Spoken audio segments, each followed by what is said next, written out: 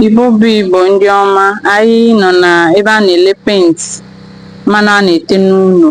Anyị nọ na timba timba shade ọkwa ya, Ụmụokpu, ebe a na-elegasị ihe eji arụgasị ụlọ dị iche iche, ka anyị matagasịa ka esi ele na ọ na-arị arị ka ọ na-ada ada. Ndewonu. Deep color ya 17,000. So abịa na salon anụ a, ọ bụrụ na a na-etebeghị ihe penti mmanụ ya chaa, ofu drum ga-akọfali gị ruo ugboro abụọ. Mana ọ bụrụ na nke etebugoro ihe na ya,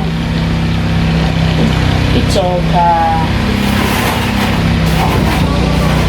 saa na this salon ebe a na-etebughị n'ihe 1.5 ya ga-ete ihe ugboro abụọ. Na ọ bụrụ nke etebugoro ihe bifọ, ofu ga-ezu ụmụ.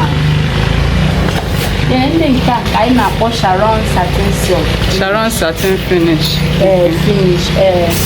Ndị nke ya na-ele ọtentika uwe ya na-ele nke anọ bụ 36,000. 36,000. Nke a na-etekwu ya n'ụlọ. Ona all depend if I cover one room.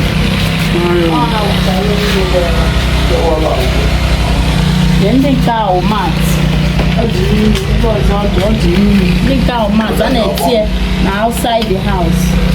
Okay, outside the house. One drum out at 7,000 and the Lord did to quality. If the child you're gonna live like 10 years, what do you have? Maybe I'm one here. So I'm not particularly tell this one by mat outside the house. Of it 20 and the coverage here, mamma. Even Kai boy, even Sharon and Kai boy, Funka, yeah, cover even boy, there's no more coverage of and I even Anambra, Anna Sharon carpet, one a little 4-5. 4-5. No, people know Nigerian made. Then I don't know this one. Now if we throw carpet, car water base 9,000. Car foreign. And car foreign 9,000. Then car we throw light body filler. A na-etekwa nke a na moto. Ihe tie na moto ndị chair before you have to do wee gba paint. Then car na 23,000. 23,000. Ka anụ adị n'elu tina a na-etinye n'ime bizotọ pent were agba na wee gbaa ya. Ọ na-ekwa ha anya, ọ na-agụ na-abụ ozugbo ọ na-abụ. Nke ahụ bụ ego onye? Nke ahụ ya na-ele ọwụ 11,000. Na anyị gachara Sharon emotion ndị 440 n'ekibia agụrụ wetere obere n'ụlọ ndị anọ na 3,500. A na-ete ọ na-ezu ụlọ. Ịbụ ọnya. Ịbụ ọnya. Ezu normal small room. Ọ bụ ndị a na-adịcha na little pillar, a na-adịcha na dark carpet. Wee na-agba moto, na-eme moto na-ashine. Okay. Anyị nwetara ma mọọbụ ma ndị otie. Iron mọọbụ. Obele mọọbụ osisi a na-eli ya 1,500. 1,200 bụ ego obele, nke nnekwu a na-eli ya 1,500. Okay. Then iron mob, ndị nọ na 3,000. Nwekwa ndị nọ na 3,500, otu na quality. Then brushes ezi aza ihe a na-ele 2,500. Kọwakene m onye ikwu bụ na nka. Na oil nke anọ oil paint a na-etinye na doors na burglar. Then o nwere ndị black chocolate na red a na-ele 12,000. 12,000. Bụ white na off-white blue na kaga n'ọnụ a na-ele nke a 13,000. 13,000. Ọ na-akọ mgbe m na-ekwu maka emotion, anyị ma na akọba ha ncha bụrụ same price. Enwere ndị na 15,500, ndị a na-ele 17, depending on the color, because the deeper color like black, orange, purple, red, kemika eji enweta na agara.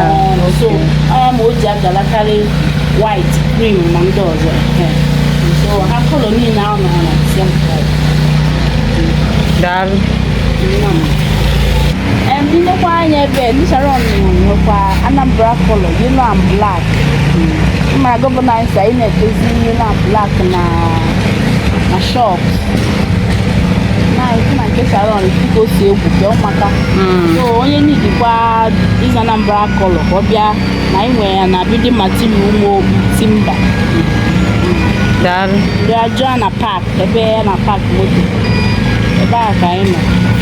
Anyị nwekwa another outlet dị na Amawbia bypass opposite Easy Life.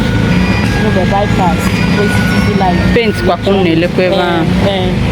So that ebe onye ọ dịzi nso ọ chọrọ ịbịa. Anyị nwekwazi ụmụ ngwa ihecha eji eme the painting dịka brushes. Nwere different size 2 inches, 3 inches, ma sandpaper, rough and smooth sandpaper. Ike eji sandpaper eme.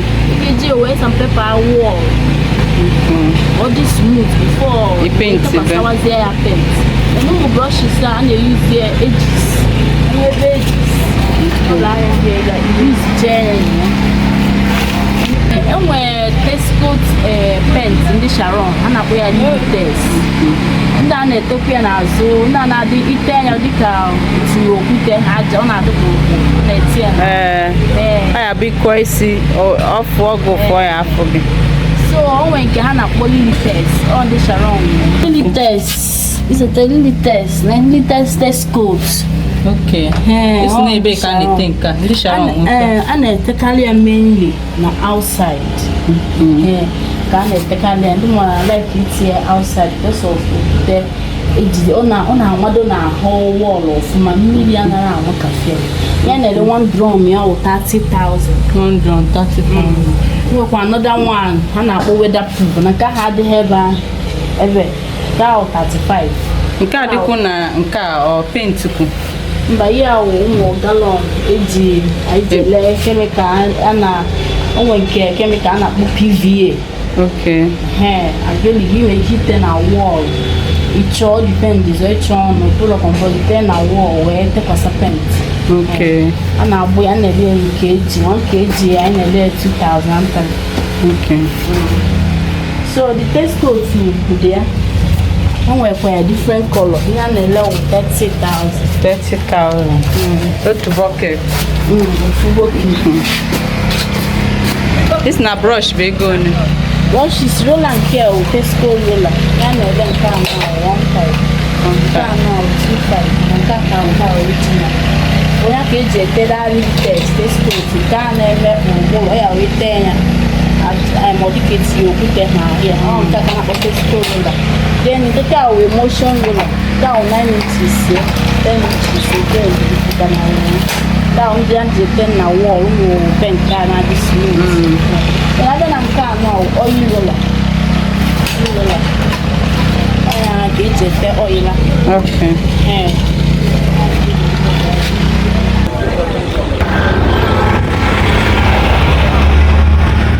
A na-azụkwa? Ị na-ele ka ị na-ego ego? We are the job people, like if you buy, you go to your market and go and drop it for you. Okay. But now, the way that is making things a little bit difficult for us. Yeah. It's very difficult because the rain have spoiled a lot today. So no job today? No, today no job. That is why everybody's just sitting down. We all are the offloaders. We do offload trailer of cement, but because the rain has spoiled everything, so everywhere just can't sleep. Like me now, I'm even making preparation of going to the house. You can't lay my head and sleep. Yeah. And see if by special grace, with our believing, God will do something tomorrow. Come out. Yeah.